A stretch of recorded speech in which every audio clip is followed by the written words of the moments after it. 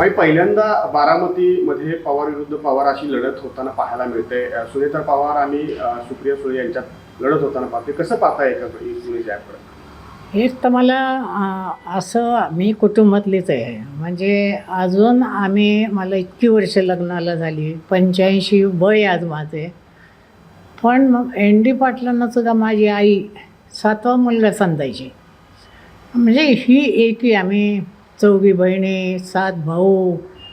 ते वडाचं झाड आहे आणि आमच्या आईवडिलांनी त्याचा बुंदा पक्का केलेला आहे. एवढे चांगले संस्कार आम्हाला दिलेत. त्यामुळे लोकांना जे वाटतं की आमचं कुटुंब फुटेल, माझं वैयक्तिक मत आहे की मला नाही वाटत ते फुटेल.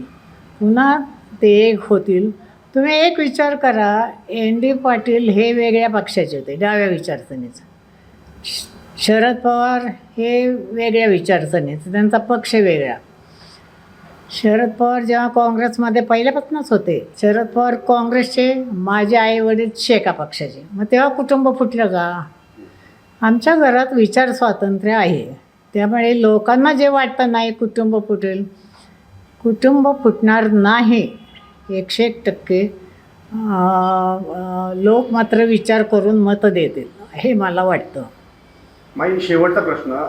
चंद्रकांत पाटील म्हणतात की आम्हाला आणि आमच्या कार्यकर्त्यांना शरद पवारांचा पराभव खूप महत्त्वाचा आहे. आता शरद पवारांचा पराभव करणं हे त्यांचं ध्येय हो. खोटं नाटे आरोप करायचे, वाटेल ते बोलायचं. शरद पवारांवर खेड्यात फिरा तुम्ही, एवढं लोक प्रेम करतात. कारण आयुष्य त्यांचं, मी तर लहान माझ्या पाठचा आहे तो, मी पाहिले त्यांना. नेहमी मुलांच्या गराड्यात गोरगरीब पोरं त्याच्या भोवती असायची.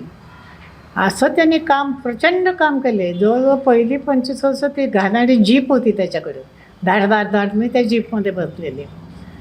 ते लोक त्यांचं काम ओळखतात आणि यांनी कावळ्याच्या शापाने काही गुरु मारत नाहीत.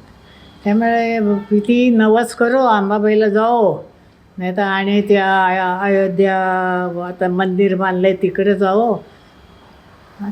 शरद पवार काही पडू शकत नाही आणि ते पडावे, त्यांना कमीपणा यावा असं त्यांना वाटतं. म्हणून तर त्यांनी